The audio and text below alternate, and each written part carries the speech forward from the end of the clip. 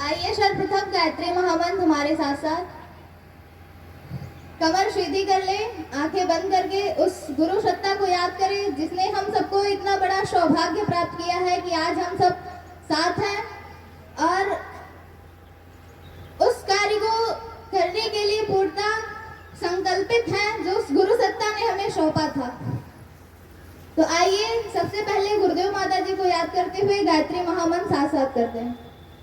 ओम भूर्भुवः स्वाहा तत्सवितुर्वरेण्यं भर्गो देवस्य धीमहि धियो यो नः प्रचोदयात्। आप सभी को प्रणाम।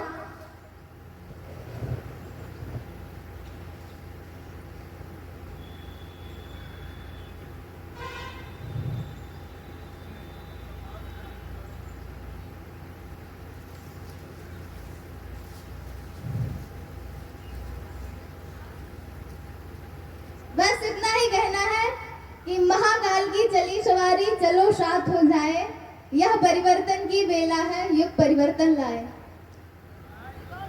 जिस प्रकार कई दशकों पहले बुद्ध ने एक क्रम चलाया था कि लोगों के विचार बदले, उनमें नई संभावनाएं जन्म ले, जो हमारे समाज की परंपराएं खराब हो गई हैं, लोगों का चिंतन बिगड़ गया है, पुनः नए ढर्रे पर आए और समाज को नई दिशा दे, नई धारा दे, जिससे इस धरा पर संतुलन बना रहे।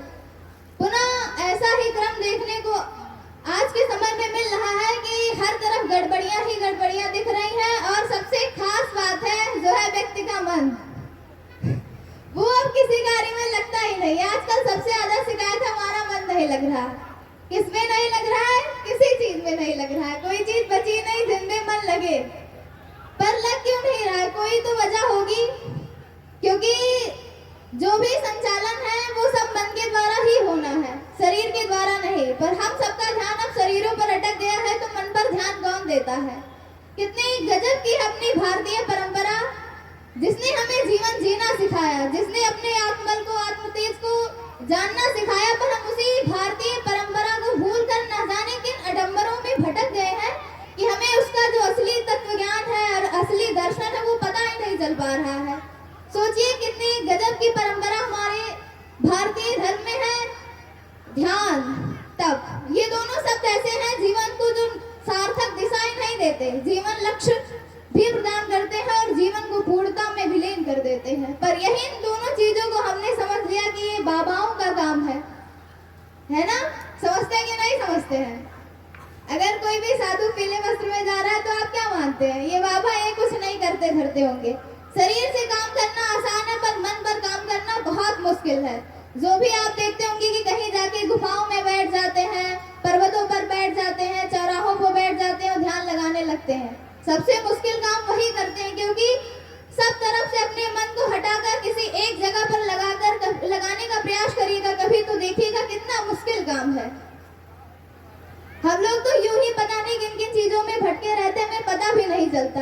और मन लगे क्यों? क्योंकि हमने मन को साधा ही नहीं। मन को साधेंगे तभी तो लगेगा। बताइए कितने लोगों ने जो जो भैया ने कहा सब ध्यान से सुना और याद भी है और वैसा करेंगे भी? हाथ उठाइए। मतलब किसी का मन नहीं लगा है ना? यही प्रॉब्लम आजकल की, मन नहीं लगता, क्योंकि मन का उपचार होता ही नहीं, शरीर का उपचार हो रहा है, इसमें तमाम सारी बीमारियां हैं।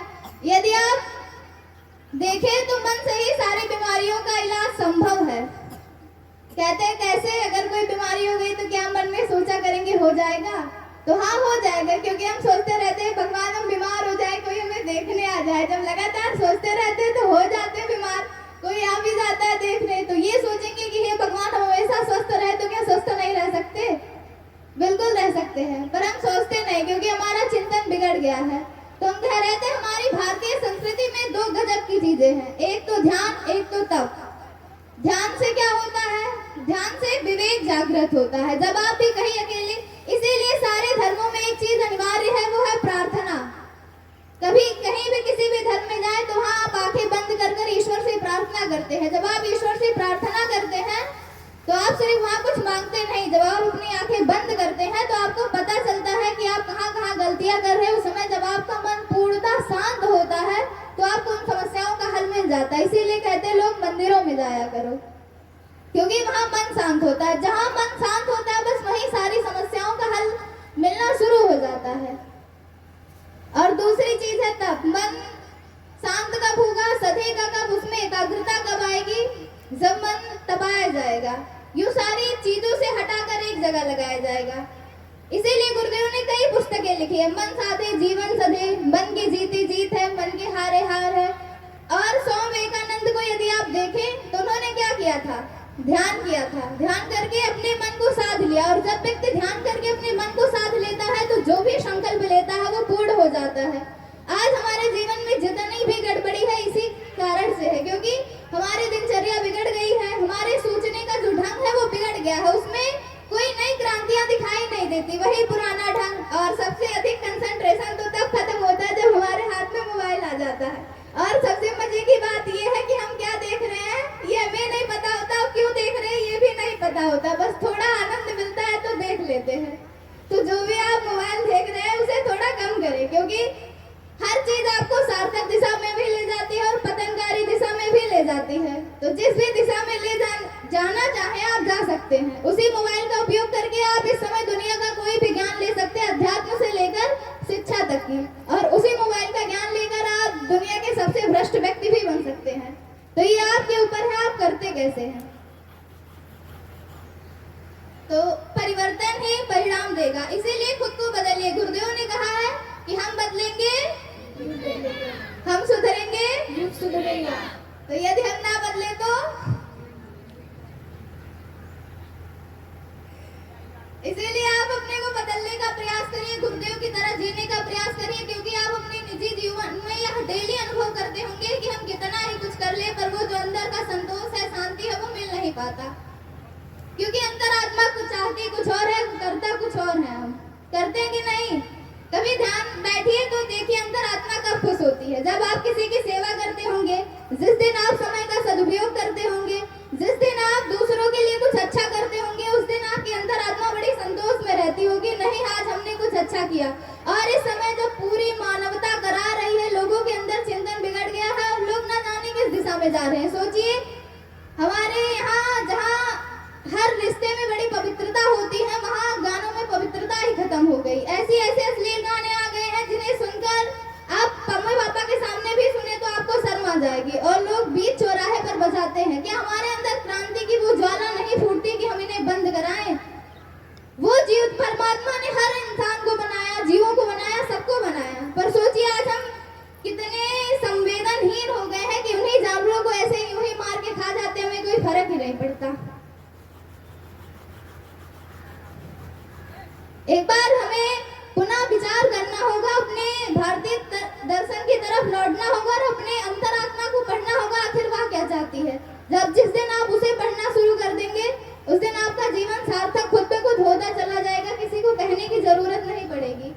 और इसीलिए गुरुदेव ने 3200 पुस्तकें लिखी, कहा आप स्वाध्याय करिए, सत्संग करिए। जब आप स्वाध्याय करेंगे तो आपको पता चलेगा क्या करना चाहिए और क्या नहीं करना चाहिए।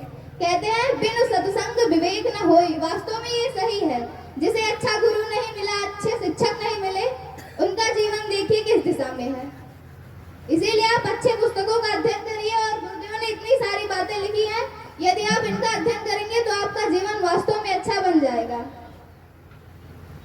तो संकल्प करिए कि हम गुरुदेव के विचारों को पढ़ेंगे, उन्हें जन जन तक ले भी जाएंगे और अपने जीवन में उतारेंगे भी। क्योंकि सिर्फ सुनने पढ़ने से कुछ नहीं होने वाला जब तक हम उसे जीवन में ना उतारे। क्योंकि पढ़ा तो हम सबने भी है और सुना भी है कि प्रात काल उठकर रघुनाथा, मात पिता गुर नावहि माथा। पर करते कितने लोग हैं बताइए? करते आप सब?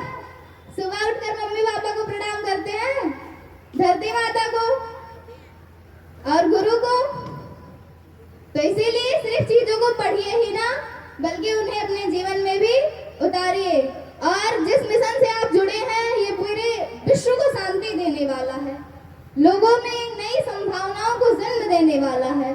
तो इसके लिए भी कुछ करने के लिए कुछ संकल्पित हो ही जाइए और ये नारा लेकर चलिए कि हम बदलेंगे, हम सुधरेंगे, इसी के साथ आप सभी का बहुत बहुत धन्यवाद।